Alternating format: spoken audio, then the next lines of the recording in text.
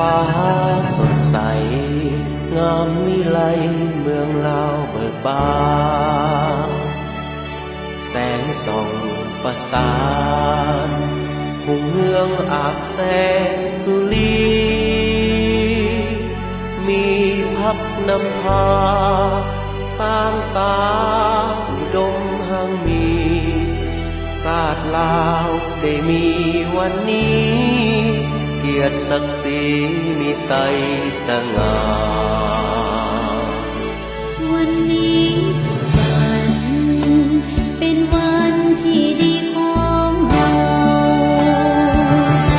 เราทุกคนเขาร่วมใจอวยใสเลยมาเป็นวันสำคัญศาสตร์ลาวสถาปนาวันศาสตร์ที่2 ธันวาเขาร่วมกันมาร่วมฉลองใส่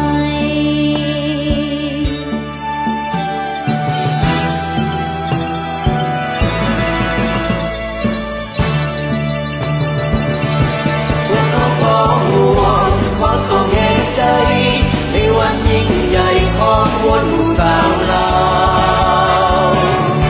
ขอให้มั่นคงยืนยงตลอดยืนยาวพวกเราสาวลาวจะเสริญสู่ตลอดไปมีเอกลักษณ์ประเทศชาติผู้เมืองสดสีพื้นแผ่นดินนี้เป็นของเราทุกคนร่วมกันสร้างสรรค์พัฒนาประวัติศาสตร์ของตน2 วันประวัติศาสตร์ยืนยงขอให้มันคงขอให้มันยืน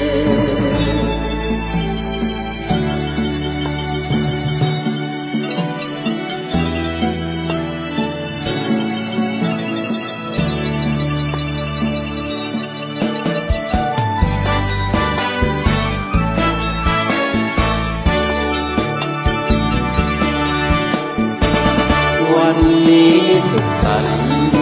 เป็นวันที่ดีของเฮาเราทุกชนเผ่าร่วมใจอวยใสเรื่อยมา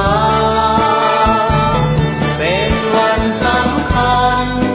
ศาสตร์ลาวสถาปนาวันศาสตร์ที่2 ธันวาก็ร่วมกันมาร่วมฉลองใส่